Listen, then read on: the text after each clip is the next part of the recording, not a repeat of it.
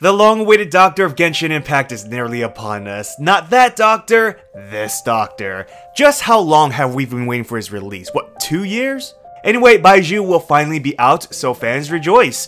Hope you're all doing well. This is Kay, and I'll break down the strengths and weaknesses of Baizhu and the other 5 stars to see who you should pull for on the 3.6 banners. Starting with Baizhu, he is a healer and utility character. His burst and A4 passive are his main contributions within a team. Breaking down on how his burst works, Baizhu will create a shield that has a 2.5 second duration, and he'll regenerate a new shield every 2.5 seconds. When the shield either breaks, ends, or gets regenerated, the active character gets healed, scaling off of Baizhu's max HP, and a small Dendro homing missile will be fired at enemies. In terms of healing, it's actually very strong. Obviously, the more HP stats he has, the more healing you'll get. I'm talking about 4 to 5k per heal, even more, again, depending on your stats. Now, the shield absorbs 250% Dendro damage, making it great for self-damage bloom reactions. And of course, as a shield, it'll also protect your character ever so slightly. Now, the shield scales with Baizhu's max HP, but it offers a very low damage absorption,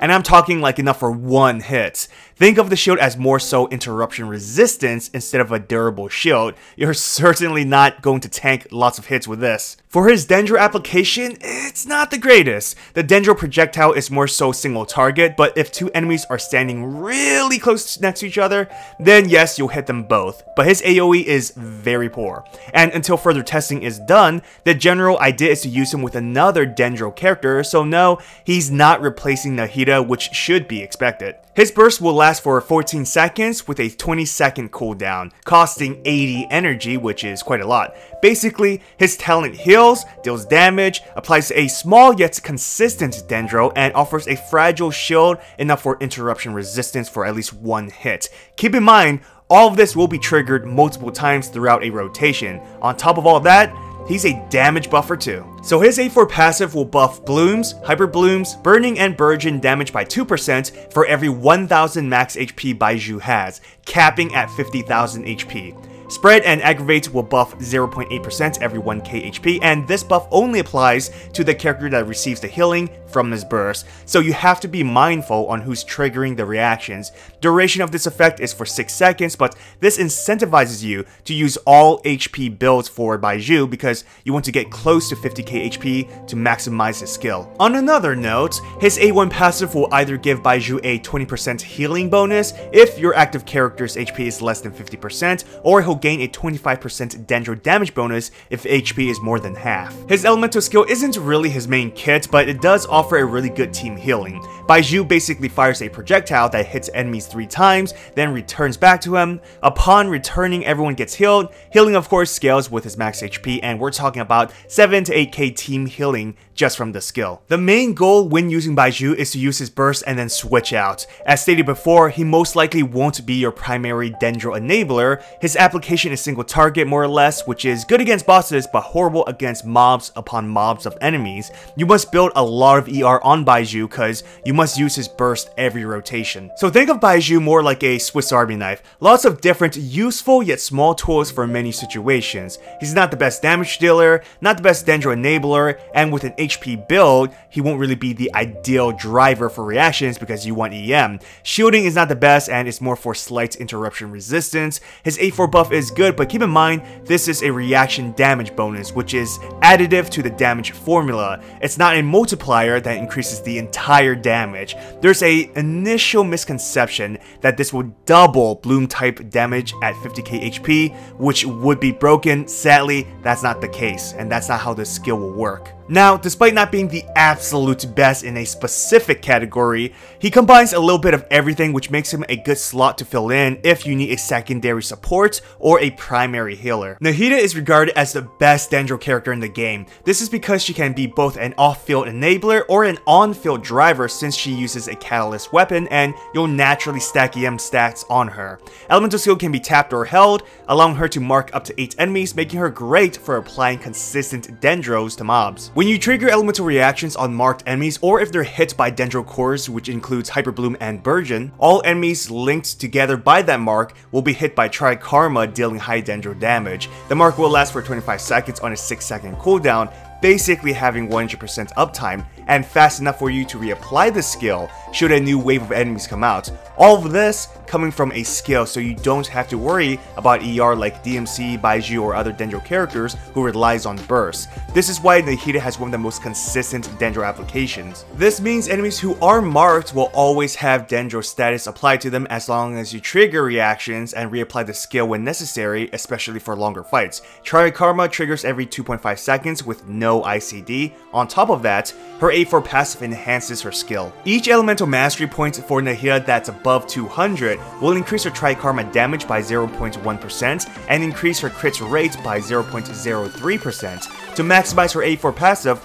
you'll need 1000 EM, giving you a max of 80% bonus damage and 24% crit rate, which is her skill's set limit. Now, Nahida's burst also enhances her elemental skill. It changes in effects based on what elements you have on your team. Pyro team members will increase her Tri-Karma damage, Electro team members decreases the Karma's interval, allowing her skill to trigger faster, and Hydro increases her burst duration. Having two of the same element will increase the buff. So her burst effect may not seem overly impressive, but it's a strong support ability thanks to her A1 passive. The passive skill will increase the on-field character's EM stats by 25%, scaling to whoever has the highest EM stats within the team. So this means if Nahida doesn't have the highest EM stats within the party, but if for example another character does, then the buff will be based on them, not Nahida. The limit to this buff is 250 EM, so the character needs 1000 EM stats. Her default burst duration time is 15 seconds, and it's usually spammable since it only has 50 ER cost. Basically,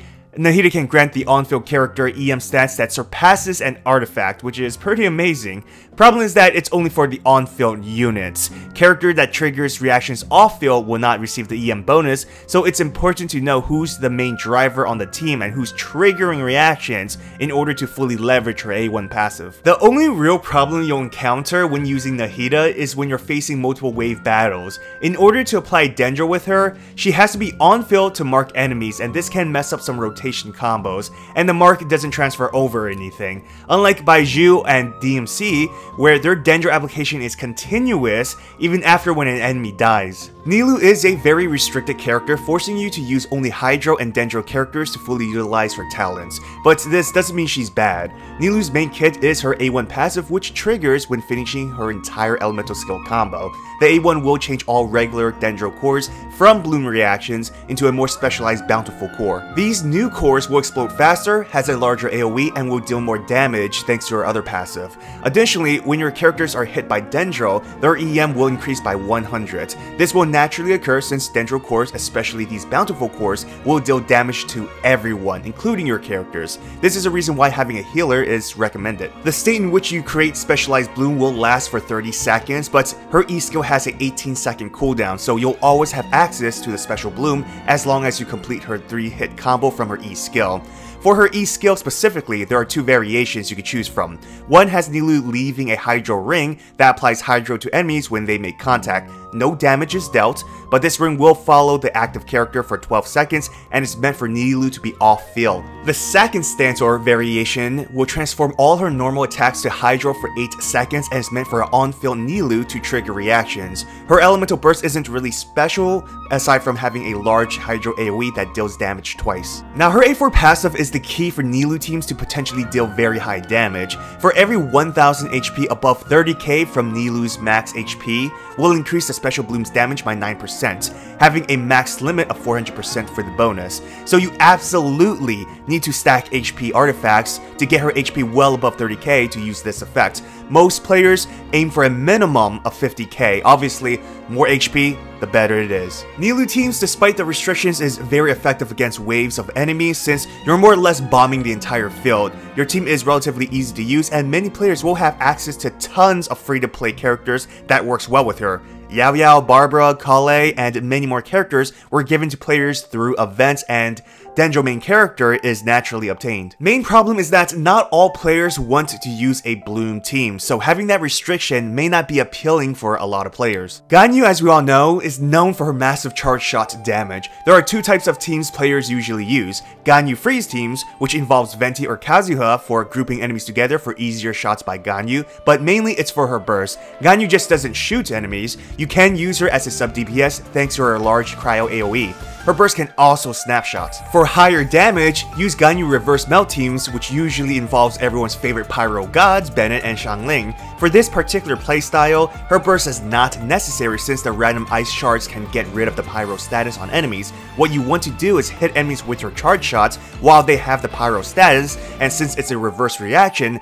enemies will retain the pyro status for a second Frost Flake arrow to melt as well. So essentially, both hits will melt because charge shots from Ganyu have no ICD, which is why she's regarded as one of the best DPS in the game. Aside from that, she's a very easy character to use and is quite free to play friendly. The prototype Crescent and Hamayumi bows, though far from being the best options, are craftable items and can be decent on Ganyu. Now, the main issue you'll encounter are interruptions while charging. This is why it's typically recommended to have a shielder with Ganyu, otherwise her attacks may stop mid-charge, either from getting hit or if you're forced to dodge. Despite being an early release character, Ganyu is still quite impressive. So out of the 5 stars for the 3.6 banners, who should you pull for?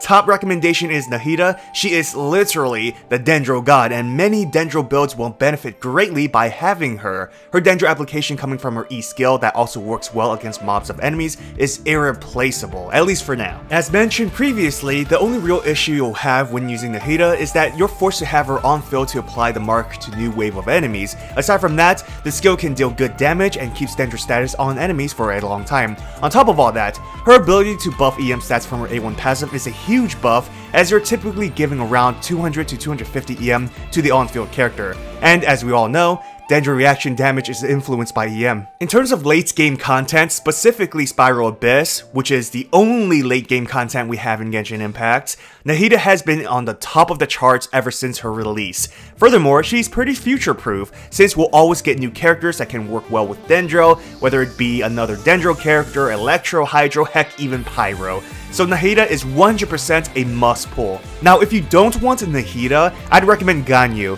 Her massive damage is still very effective despite being an early release character, and since Genshin Impact is all about killing enemies as fast as possible, Ganyu's high damage can do just that. Her 2 different teams specializes for different scenarios. Freeze teams is great against mobs of enemies and crowd control, while her melt teams is effective against high HP enemies. Basically, Ganyu can fulfill both combat scenarios, which is helpful if you have the right team. Now if Ganyu isn't to your liking, or you don't have the right team members for Ganyu, since it can be pretty demanding, Nilou can offer a strong team specifically for free-to-play players. Obviously, having 5 stars like Kokumi or Nahida is great, but with Nilou, all you're really doing is triggering bloom reactions. Nilou teams aren't very complex or anything, lots of free characters can be used with her and can still be very effective. The restriction on her, however, may be a deal breaker for some players. Usually for a gacha game, players want to acquire someone who has lots of versatility, and Nilou lacks that versatility. Now, you can use Nilou outside of her Bountiful Core playstyle. I mean, she does have excellent Hydra application, and if you want, you can use her in all sorts of teams. It's just that you won't utilize her Bountiful Core, which is her main kit and purpose. In terms of Abyss, Nilou has been used a lot, which shows her worth. And keep in mind, Abyss enemies changes, so scenarios are always different for each update. Last is Baizhu. Now this doesn't mean he's bad, but from the information we have right now, he's not overly impressive. But as always, wait for his official release to properly playtest him before deciding.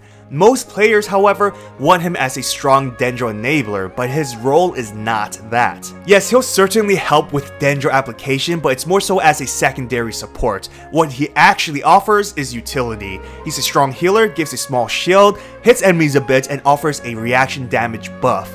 Baizhu especially can be an amazing asset for Quicken teams, since Quicken status for Aggravate and Spread stays on the enemies a lot longer compared to other reactions. For example, Xinu comes into mind as a great potential character that synergizes well with Baizhu. Nonetheless, he seems to be a decent character, can be very helpful, but not a broken character that many fans want him to be. He certainly will not replace Nahida for Dendro application, which is something a lot of people wanted. Comment down below to let me know who you're pulling for. I'm of course pulling for Baizhu since I'm trying to collect all characters, and he seems like a fun character to use. Can't wait to try him. Hit that like button if you enjoyed this video, and don't forget to subscribe to my channel for future Genshin Impact videos. Good luck on your pulls, everyone. Till next time.